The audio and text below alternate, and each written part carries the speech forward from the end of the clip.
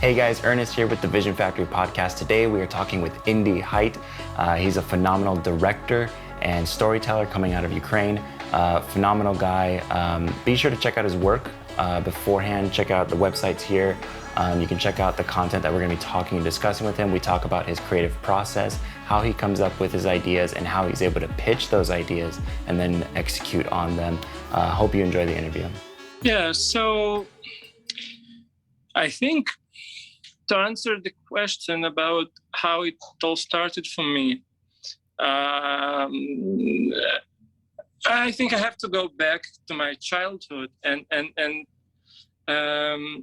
I was like growing up in a really small Ukrainian city, which is very boring place. So I always was attracted to creativity in any form. I was singing, dancing, drawing, like everything. So then I started to do this animation on the book. Maybe you know when you draw frames on each page and then you flip it like that and it moves, and it was mind-blowing for me. Like whoa! So I think this was the start, and then I was dancing a lot, and actually until age 22, I was sure I will be a choreographer. I enjoyed filming. Mostly I filmed the dancing videos, me dancing, my friends dancing, and continuing this concept, I started to learn 3D animation. I really enjoyed playing with the 3D Studio Max. So this was my teen years, and I left Ukraine and I went to Israel when I was 18, and then I kept teaching dancing in Israel and kept filming dancing videos. And then one day, some musician seen one of my dancing videos in which I filmed myself 3 times. So it's me in the middle, me in the right, and me in the left, and then in the end, like the middle me shoots from the finger at the left me. So it was like I was trying to combine like what I learned in CG and compositing and filming and dancing. I was trying to combine everything. And also, so he saw this video and he wanted to meet, and I didn't really know why. So I asked him, what do you want from me? And he said, I want you to shoot me a music video. So then I shot a music video, and then his manager, we were talking about the credits, and only in this day, I realized that I'm actually a director, because I didn't really know this word. So only in this day. And then, you know, other artists saw this video, and I did another music video. I did a lot of shitty music videos, I have to say. For the first 5 years, I guess, from 20s to 25, I was playing, I was looking, I was also watching a lot of music videos, and I get inspired by others people's work. But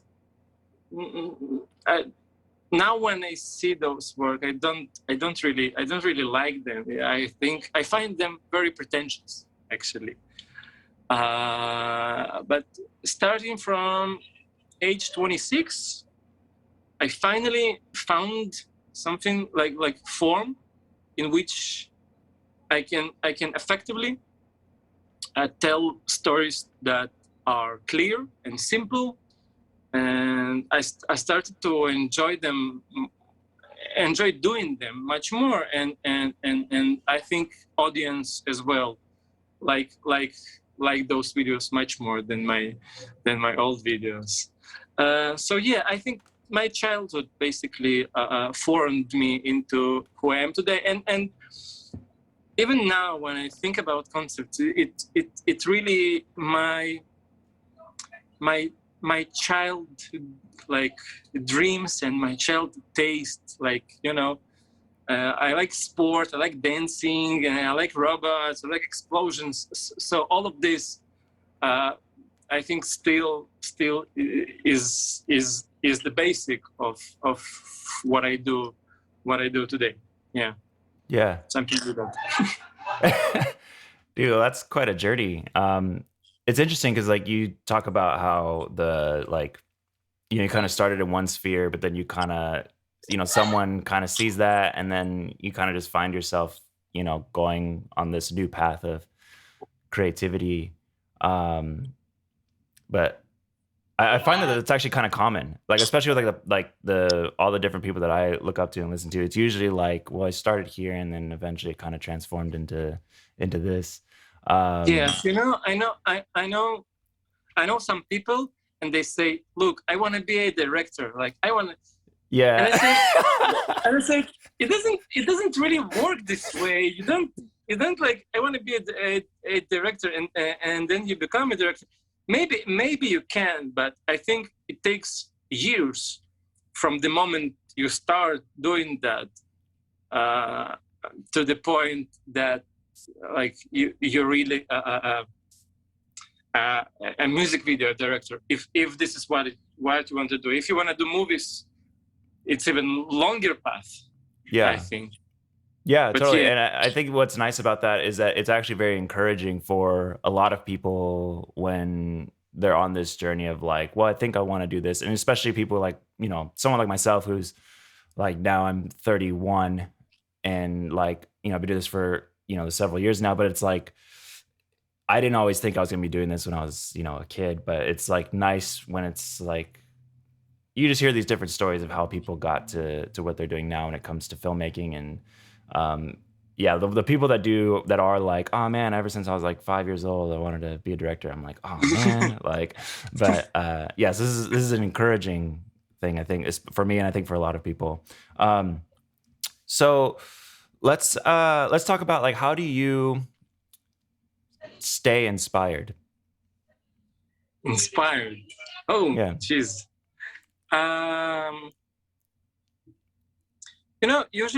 Usually there's two ways for me, okay? So I think my brain is constantly looking for an ideas behind my back, so without me even noticing. Sometimes I can see something on the street or in the book or some situation, and then like, that's an idea. Most of the time it's bad idea, so I develop it just a bit, and then it doesn't work. So most of the time this is what happens. But sometimes when I think, I say, okay, that actually can work, so I save it. I save it to the future, and then when I get a song, I can, okay, so I had this idea that I can maybe combine with this and play with it. So this is one way. The second way is when I get the song and I start to think of an idea, especially for this song, and then there's different approaches how I can be inspired and get an idea, but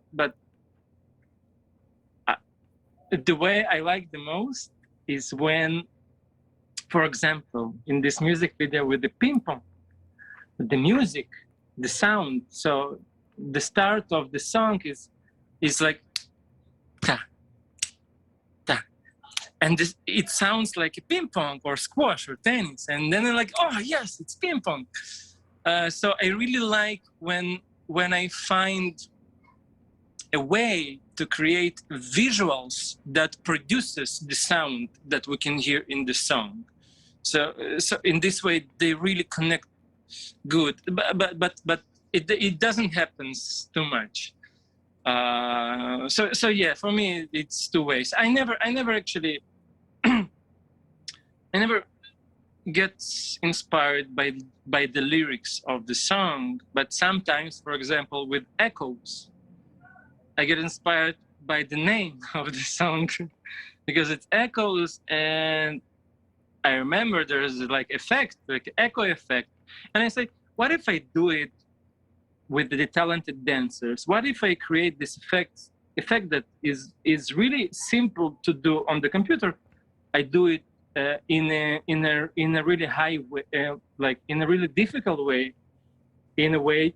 Uh, so this is the idea, yeah. And what I try to avoid pictures in my head.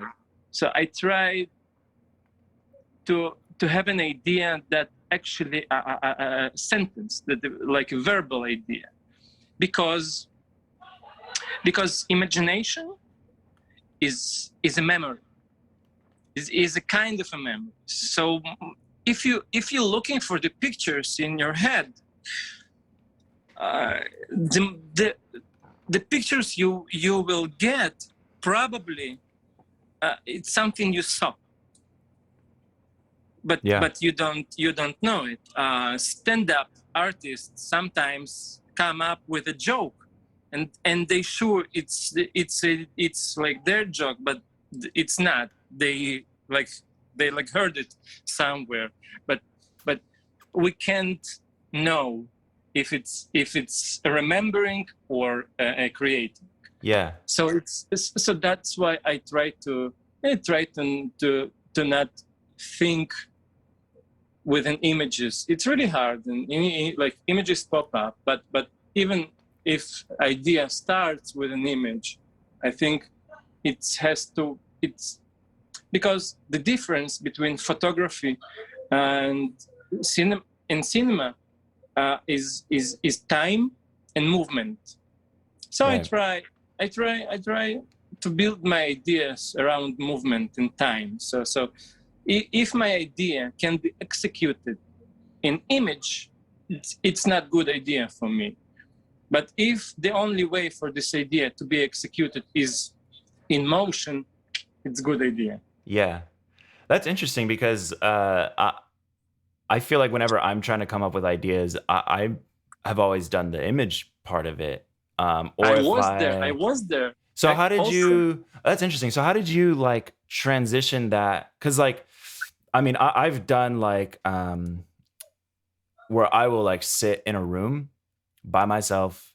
I might put some music on that's like, doesn't have any words to it. That's just like almost like focus music. And then I have like my notebook and I'm just literally pen, notebook, like go. And like I mean, some of the work that at least I would, at least right now, I know probably in a few years I'm not going to be proud of it. I probably will have that pretentiousness with it, but like at least the stuff that I show came from that. It was like, you know, just me doing that, but it was like images, and then I kind of went to Pinterest and started making a board, and that's kind of what I've always seen. But honestly, I've wanted to break out of that mold because I feel like it's actually trapped me. So how did you go from like, well, I used to think pictures to like, well, let me move into like sentences or words or like, you know, that storyline essentially? Like, how did you do that? Well, I don't really know the exact moment, but I think, okay, I will. It's okay. There's no simple or short answer to that question, so it will take maybe a minute or two. Okay. The music videos I did, as you said, based on the pictures that pop up in my mind, always got me to create music videos that looks like movie trailers. You know, that difference. Totally. So it's almost like you take a whole movie, like a hour and a half movie, and you squeeze it into 3 minutes. It's shitty movie. It looks, you know, we see those like it's cinematic, it's frames, but you don't really understand what's happening there, and it's like symbols, and you need to connect. You as a creator, you know it, you know, and you can write it in the treatment. She goes to the sun, and the sun is representing the gods, so she leaves her past, but viewer can see all this. It's just woman, and she walks. So it doesn't work. It doesn't really work. And then I did this music video. I had this idea of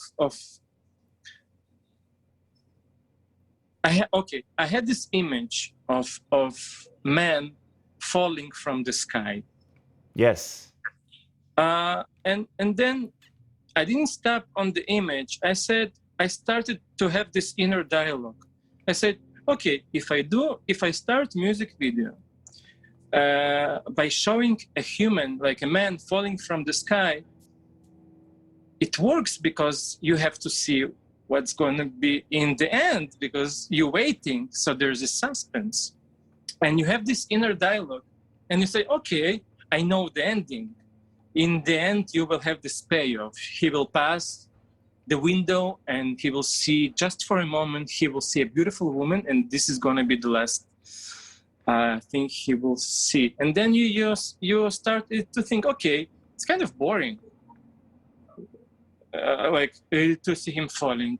How do I make it interesting? Okay, maybe, and then you think, okay, maybe he sees another man who looks exactly like him, and then you develop. So in the beginning, it's very simple idea that like works. So it's men falling from the sky. This is the idea, which based on the image, but it's not an image that works in this idea. Is the movement and the time what works in this idea. And after this music video, I started to understand it, because only now, back then I didn't know all this. It felt right, it felt nice, so I did it. But now I understand more. So I think this inner dialogue, it's like talking with somebody and discussing the idea, to do it with yourself. And the idea, not the images. Your idea can be based on some image or images, but the idea, it's have to be verbal. You have to be able to tell it in words, and it has to be interesting in words. And what I really learned from this music video is that actually to make a cinematic music video, because when you take a scene from the movie, it's about 3 to 7 minutes. Right. So when you try to do a music video cinematic, take one scene. This is what I said to myself. Wow. I kind of overdid that already, so I'm trying to. And then again, it's. Now I'm looking for new forms for myself, and again, I kind of back to seeking a new way to create. I still like this form, but I really want. It's a bit boring for me now. I want to explore new ideas, and that means I will do some shitty music videos again. But eventually I hope I will find a new form for myself. Yes, so I think the dialogue, and really so your idea works when you write it. No, not, and again, not when you write what it's mean, like explaining, like symbolism and meanings. When you write what's happening, like in the scripts for the movies, you write only what's happening on the screen, and it's have to be interesting on paper. Yeah, but not always, because for example, ping pong music video, it was you were talking in the beginning about the pitching, and this was the hardest idea to pitch, because I said, guys, I have this great idea. They said, okay, shoot. I said, okay, guys, so you're going to play ping pong. And they, okay, so what's next? I said, that's it.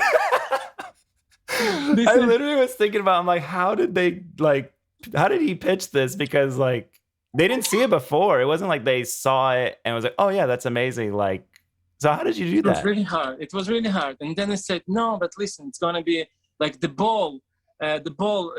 It's actually the same with the falling guy. You're waiting for the ball to fall. You're waiting for like one of them to miss, and it never happens.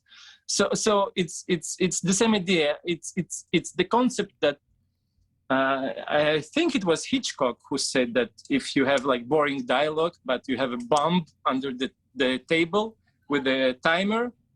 Now it's interesting because you're waiting. You know that in 5 minutes it's gonna explode. It's not exactly that, but Yeah, I gotcha. it's similar. Yeah.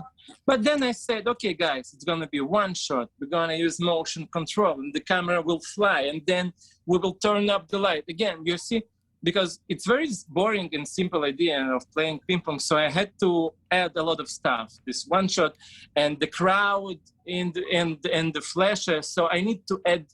I really like to take boring idea and make it interesting, because when you try to find interesting idea, you jump to something that most of the people think about when they think about interesting idea. And so I said, okay, I will look in this closet when where nobody is looking. Like, I will take some shitty idea, like boring idea, and I will try to make it interesting. And yeah, something like that. So what won over that project? Like, what got that across the line? Was it that you explained, hey, we're going to use this motion control, it's going to be VFX, like, and or did you explain kind of what you just explained to me, where it's like, hey, like, this is what people are going to be looking for, like they're going to be wanting the ball to drop, but Yes, this is the suspense we're going to create. Okay. And were what I they said to you, yes. Yeah. And were they excited about that once you explained They that? were scared. They were Okay. scared. It was the most expensive music video they did. No, it was, yeah, it was actually. And they were scared. And the problem is that the boyfriend of the singer is Vanya Heyman, is very cool director. And he said, nah, it's boring. And so, so it Oh was, my gosh. yeah. But now, after he saw this video, he likes it. But yeah, it was leap of faith for them. So how did you, sorry, I don't mean to interrupt you, but like, how did you, I'm just like perplexed on this. So how did you, like, obviously they're nervous about this. It's an idea that, you have to almost see it for, you to know what it was going to be. But like, how did you convince them to like, hey, let's just try this? Like, to let them feel, because at the end of the day, like, they want to feel like you're on their team, that you're for their vision and all this stuff. But at the same time, like, they're asking you to, be creative and to, bring what you bring to the table. So like, how did you go essentially from like, here's an idea that I have, to like, let's collaborate on this and make it happen, and let's do it, even though we're kind of nervous? Like, how did you do that? Because some people might backtrack the idea, or they might just scrap it and be like, oh, like, I'll okay, let's go with what you want, or let's, we'll come with something else. Like, how did you, or what convinced you to stick with it? I try to add something to the idea that they can understand. So I think what solved this idea for them is like, we're gonna use this robot, and it's gonna be one shot, and we have this like crazy cool camera motions. So it's something like it's something that really grounded, and everybody can enjoy this like cool looking movements. Yeah. And I think this and I think that was solved it for them. I think they were like hoping that it's gonna look cool. So yeah, I think this is what helped. Yeah, well, I think the video came out fantastic. Really great job on that. Yeah, there's a lot of problems in this music video, like things that you see now, or oh, okay. I did all the VFX. Wait, you did it? Yeah, of course. Okay, so we were gonna get into this. I was gonna ask you about this because I saw like on some of your credits VFX with your name next to it. I didn't know if I don't know why I didn't think that you had done this one, because I thought it actually was done really well. I was actually like confused because like I saw the BTS video, and I mean, I've tried green screen. Like, I love VFX. It's actually something that I like want to like do more and like learn more of. But like, I even saw the green like casting onto the table and like and I'm just like, how did this guy like, who did this and how did they do it? So you did the VFX. for this Yes. music video. Yes.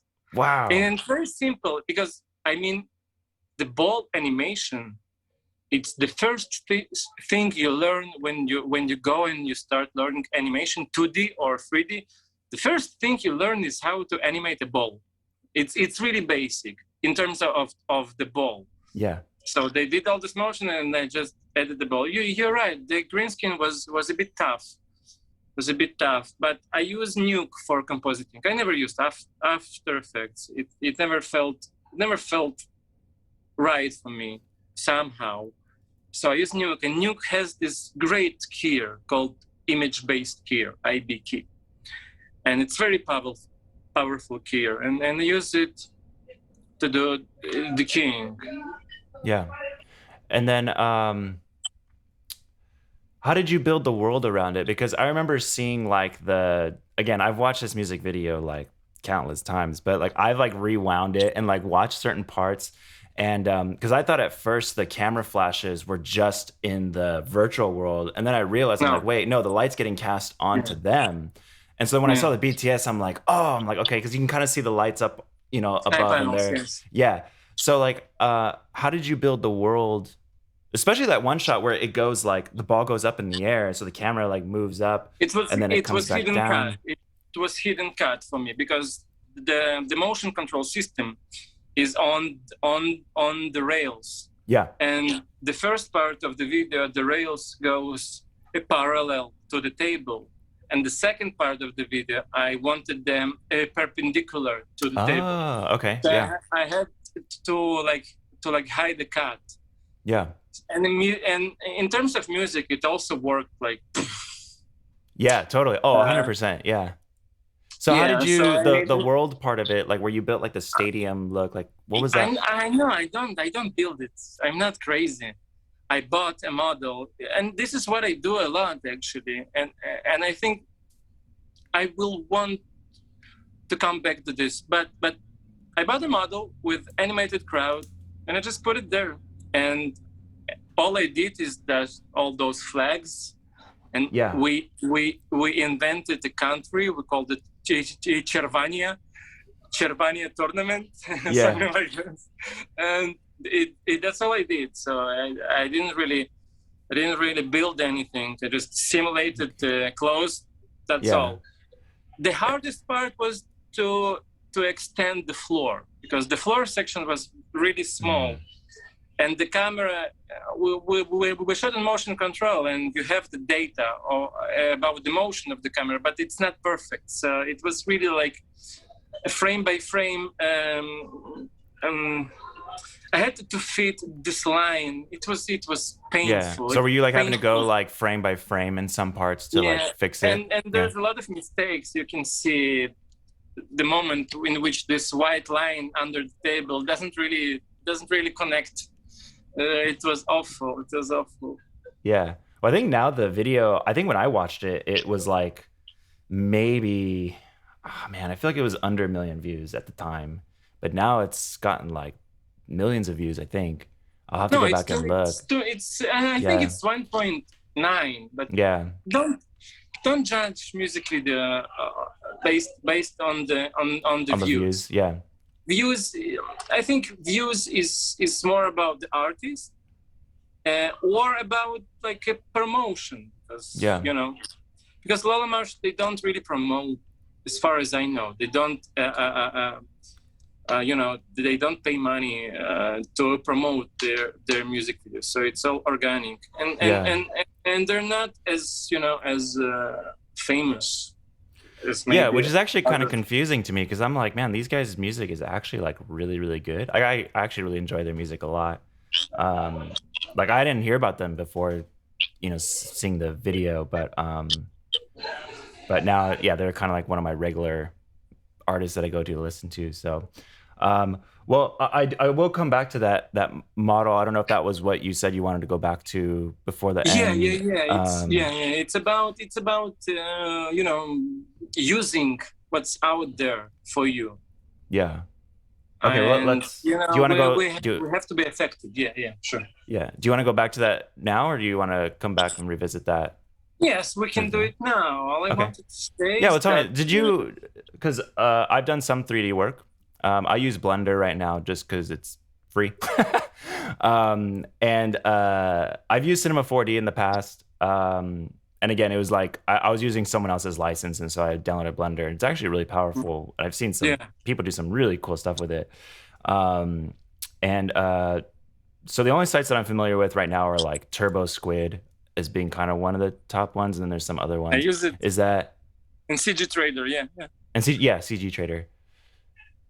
Are those your So go-tos listen, for that? yeah. I use them all the time, and I really, for example, I have this music video for Noga Eras, and she connected to this motion control arm, Yes, that's yeah, brilliant idea. and and and Again, and again, how, because I did it after, like, I did this music video for Lona Marsh, and we used motion control, and I said, wow, it's so cool, I like it, and the sound of it. And then I got this song, and I said, oh fuck, the sound reminds me of this. Okay, what yeah, if I put Noga on this robot? And straight away I started thinking, how would I do it? And yeah, you just buy a model of this robot. You don't build it, you buy it for like $100. And I never animated something like this. So I found a tutorial on YouTube on how to inverse kinematic animation. This is how it's called, IK animation. I found the tutorial, and it was really, for me, it was moving 3 points, animating 3 points, and it was very simple. It was very simple actually, and I didn't really do any job on this robot, which is the main thing of the video. We did spend a lot of time in removing those wires. It was painful. I had like 5 people working the whole month on removing those, and it's still kind of there sometimes, but the robot is very cool looking, and you can buy it. So I always said that you can do very cool stuff using what's out there. Even, I did some music video, and for the backgrounds, I printed really old paintings, amazing paintings, and you can use them for free. It's like no rights for them, and it was a beginning for me to realize that there is a lot of stuff that I can use or like reuse, and it's much more easier and faster than building for yourself or drawing by yourself. yeah, that's really great. That's actually really good advice, I think, for a lot of us, especially when it comes to.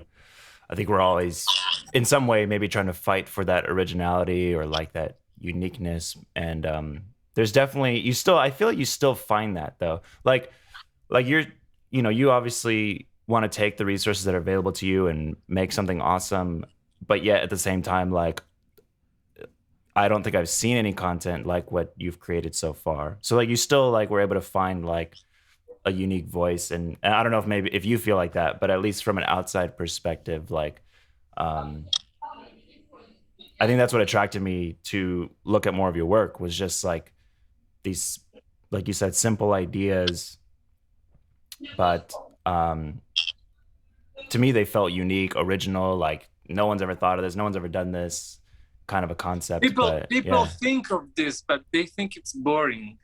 Yeah. So you just find a way to make it exciting. Yeah. You can do it as well. You can practice it. Just find really boring idea. It's like men cooking a breakfast. Boring idea. How can I make it very interesting? And then to try to find it. And this is basically the way I think about it. In a simple way. That's it. Because when we're really afraid to be to create something boring, and we jump into this, oh, let's do this action and this explosion and stuff, and we need more scenes, because I have to admit, there's a lot of directors who really effectively create those music videos that looks like movie trailers, and it's amazing. So it's not, I think it's a path, and you should all of us, we should look, and each of us will find something that we're good in, because I never was good in this like the trailer vibe video, but I saw some amazing music videos, and I said to myself, okay, I can do it. It's not me. Yeah. So yeah, and also I found my voice after I stopped looking for others' work. This is what helped for me. But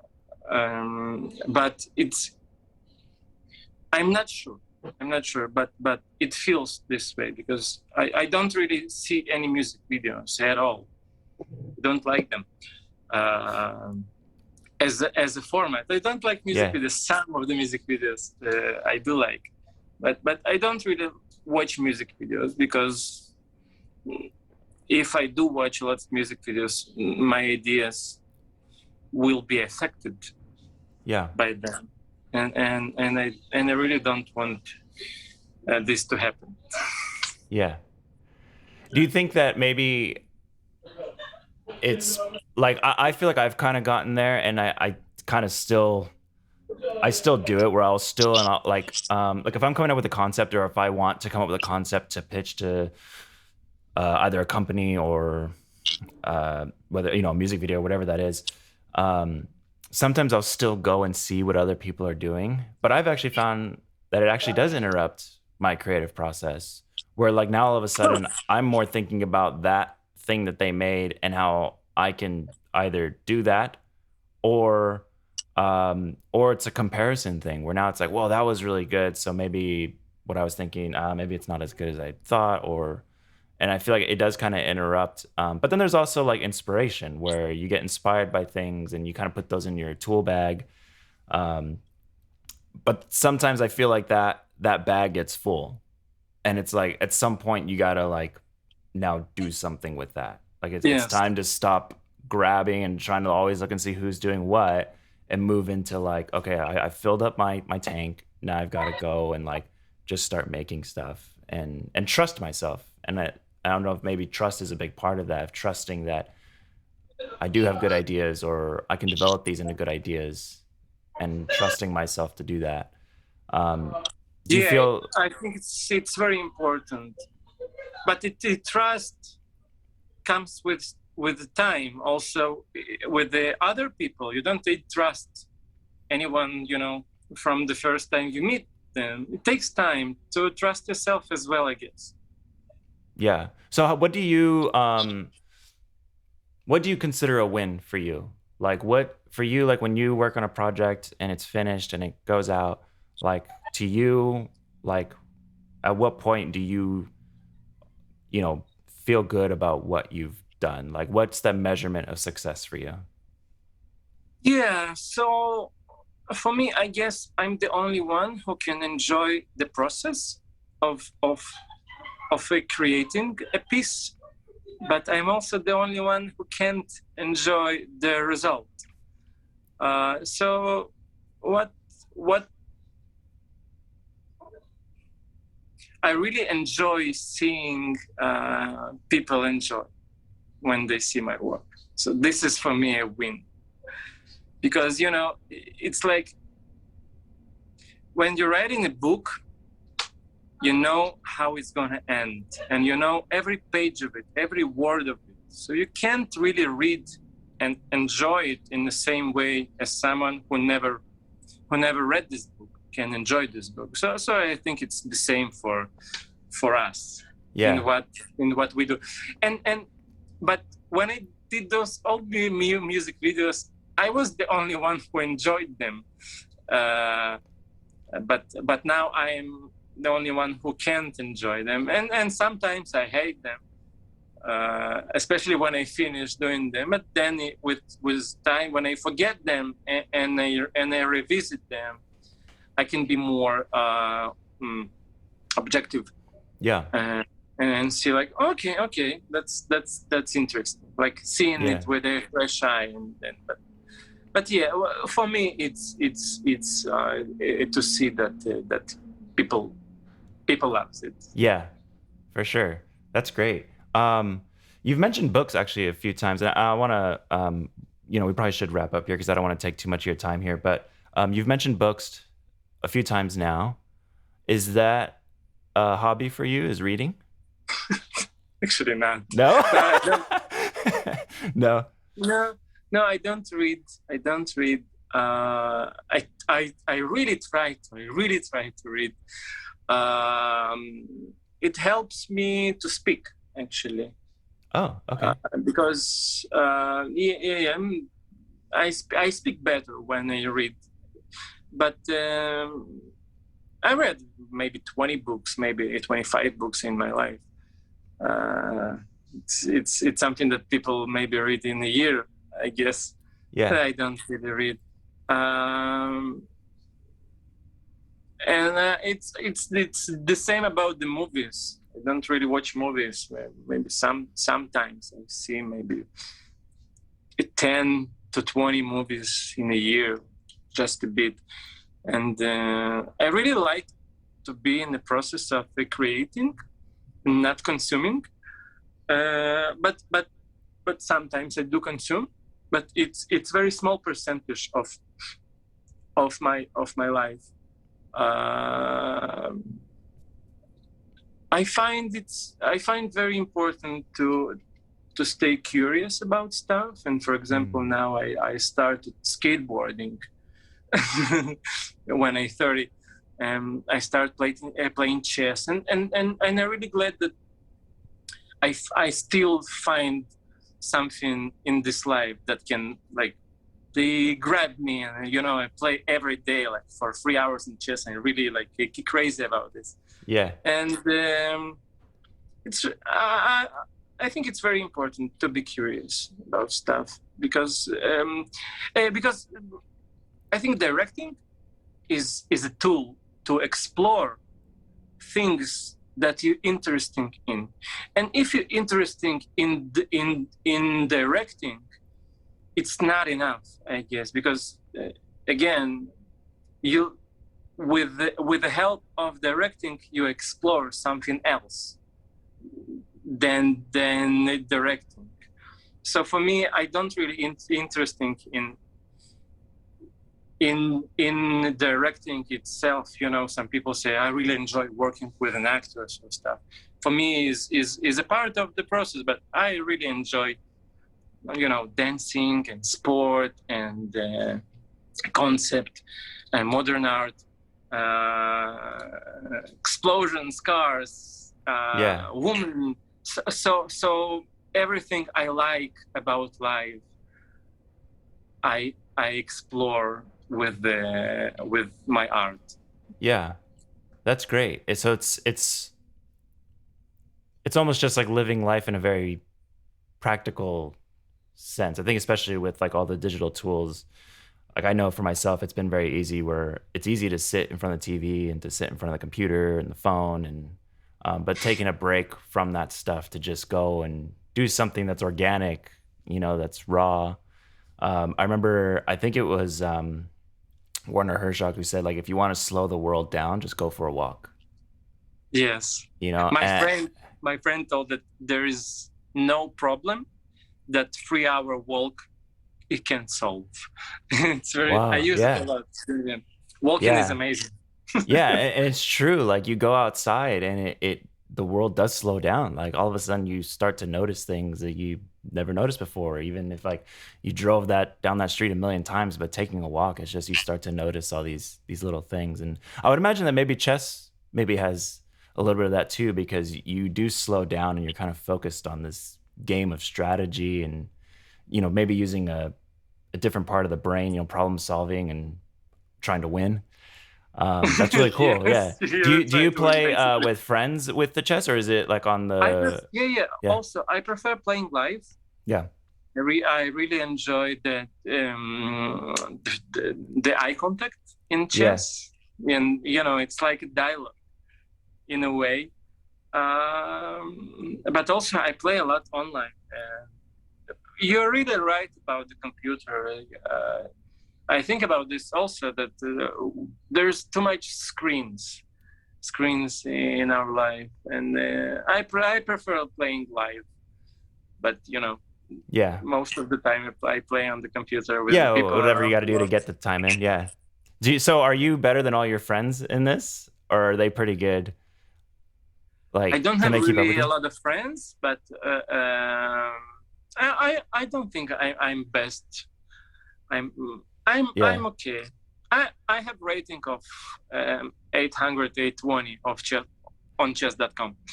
Is that high? I have no idea, but now I'm No. interested. Now I'm like, I probably need to play you now, like, because one of my really good friends actually loves chess, and like he just like freaking whooped me like so many times, and so I've just been like, ah, whatever. And then he like as a gift gave me a book on chess and like strategies, and I just was like, ah, I have to man, read yeah, book on chess, and I just want to clarify on what I said about exploring is that you know there have to be something that you're interesting in this life, except it, like filmmaking. yeah, You have to, and if you don't find it, and those things will get you ideas, will inspire you. I think this is what I meant. I just wanted to clarify on that. Yeah. yeah. So finding a hobby, finding something that kind of can fill your soul, so to speak, Yeah, that's find outside of yeah, interests. If you're interested in people, in psychology, I don't know, in painting, whatever, clothing, fashion. There's so much stuff in this world that you can be interesting in, and then you explore it with this cool tool called filmmaking. History, for example, a lot of stuff, like anything, can be useful. But if you don't have it, and only thing you're interested in is filmmaking, you can be inspired by movies. That's also fine. But filmmaking and film watching is not the same. So yeah. yeah. Well, I think it also helps you when you are filmmaking. You're able to make your films, at least potentially, I would think, more relatable because you're out. I don't do films. Okay. I mean movies. I never Oh, did right. movies. Yeah. Sorry. So when I say filmmaking, sorry, I mean just in general, whether that's music videos or client, whatever that looks like, but bringing an aspect of humanity essentially to what you're creating. You Does think or no? it's not necessarily there, but uh, mm, I don't. I think actually it's not. I think characters in my music videos, for example, they're very cold most of the time, and for me it makes them less human. But I think in a way, because they don't express any feelings or don't show any feelings, maybe it makes the viewer to put himself there. But I'm not sure. Okay. I don't think about it. I don't Yeah. think about making what I do relatable. But as I said, I try to understand how it affects your eyes and how it affects your brain. As I said, with the ball you wait, with the guy who is falling you wait, those stuff. But it's not always. Anyway, I Yeah. don't really think I about it. gotcha. But one of my last questions was going to be about like just some practicals. So just we can probably go into that. Like practicals, like finding a hobby, finding interests, being curious, doing something that's external from your creative work, Yeah. essentially. That's great. That's actually really good advice. Um, really quickly, one of the things that, and this can will kind of go coincide with the practicals. What would you do if, because I would imagine that some of, like you kind of mentioned earlier, like the Lola Marsh video was a bit of a bigger budget. But for people who maybe don't have any budget, or maybe they don't have an artist yet that they're working with, or whatever that looks like what would you do if you essentially had to start all over? You didn't have the budget, you didn't have maybe all the cool equipment that you'd want to use, but you had something, right? Like we all have a phone, or we've got a camera that we've already bought or something. Like what can we do to just start to curate and make really cool stuff? Okay, so there's two ways. You can either learn how to do visual effects, or you can have friends who can do it for you for free. For me, it was this. For me, it was the fact that I can do it, and it took maybe 15 years of VFX practice. So this was my how do I say it? My advantage, that I can do it. And for me, it all started with this music video with a falling guy. It wasn't expensive. We shot the guy in wires outside. We put a green screen. We just filmed him like doing all this movement, like he's falling. And 95% of the music video is a CG, and it took for me 2 years to make this video. Wow. Yeah. Was it because of all the tracking, or? No. The CG and the clouds, everything. And don't get me wrong, I didn't really sit 2 years on the computer. I got you. Okay. I had to take other projects to feed myself, and it was really hard for me even to feed myself until age 27. It's only three years ago. I didn't every month for me was like, oh geez, man, how do I pay my rent? How do I buy food? So yeah, and after this music video, it just happened. It was, people saw it, and I started to get, people started to trust me bigger budgets. So it was a long way. So I think find your advantage. It can be anything. For example, you can be, your friends, your connections, some locations. But you have to find your advantage. To just in the beginning, when you don't have money, you have to get this production value somehow, and then people who see it, they think that it's very expensive, so they can trust you. Okay, make it look expensive somehow. Yes. And then people will trust you big budgets. I think this is the way. Yeah. Yeah, I totally agree with you on that. No hard feelings towards this client, great friend of ours, but we were supposed to do some music videos, and then it just, for whatever reason, it fell through, and that's okay. But that was something that I had said. I was like, hey, look, there's not much money here, but we can rent these locations that just immediately elevate the work, because it looks expensive. And that's always been something that I've tried to go for, is hey, it doesn't have to be expensive. In fact, let's not make it expensive. But let's do everything we can to make it look expensive. And exactly. And I love that you do the VFX stuff. And I think especially, for those that will listen to this, there's ways to do that very cheap. Like I said, Blender is free. Yeah. If you have any sort of PC, even a Mac, honest, you can. Yeah.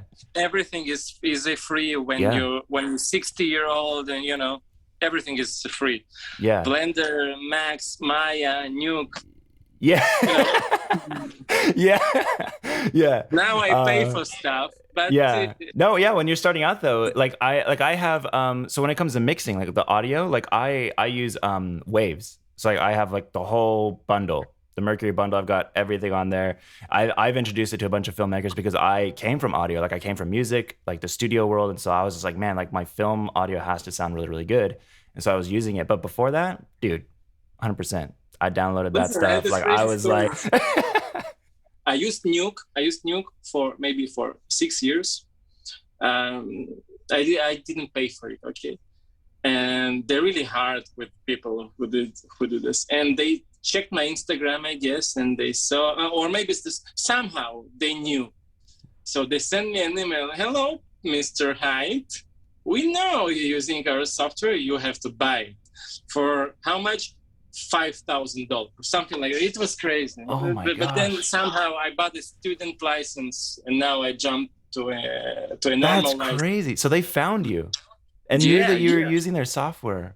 Yeah, of course they know. Cow. They all know because it's their software. If you connect it to internet, I think they know.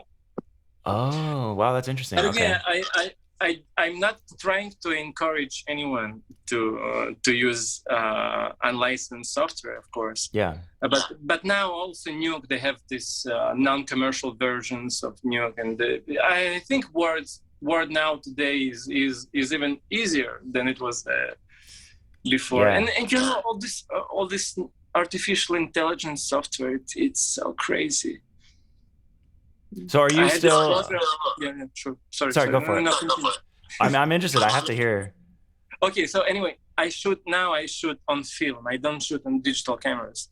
So sometimes, because you don't have a monitor, you don't have like a clear image of what you shoot. And somehow you have some problems. So I did shoot a music video for No Guys, and my main shot was not in focus. It was blurred.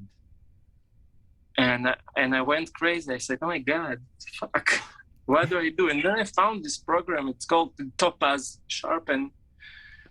And it's only like $80, and it's like magic. And it takes your unfocused shot and makes it in focus. It's crazy, man. Wait, so what was that software called again? Topaz Sharpen AI. Topaz Sharpen AI. Yeah, it's a program for the pictures, but you can export like image sequence. Yeah. And it takes time. It takes like 12 seconds. It depends on your computer, but it takes a lot of time. But it's magic. It's magic. There's new neural networks. Wow. And I think the world it's going to be much easier in 10 years. It's much easier now than it was like 10 years ago. And in 10 years, 20 years, you know, it's crazy. It's great. So it's gonna be very easy to create great looking stuff very cheaply. Yeah. Hope you enjoyed that interview with Indy Hait. Be sure to take those key elements with you, the practicals, being curious, going outside, finding a hobby, just doing something that's outside of your normal creative work, finding your advantage. What is that advantage for you? Is it the VFX like what Indy talked about, or maybe it's a certain method to whatever it is that you do that will make you distinguishable? And then number 3, having that inner voice, sitting alone by yourself somewhere for a period of time to just talk through ideas, talk through concepts, whether that's design work, video work, photography, whatever that is for you, just finding that time to have a dialogue and to start to circulate and let ideas percolate on the inside of you. So anyways, thank you so much for watching. Enjoy your week. Go out there, create some amazing stuff, and impact the world. Love you guys.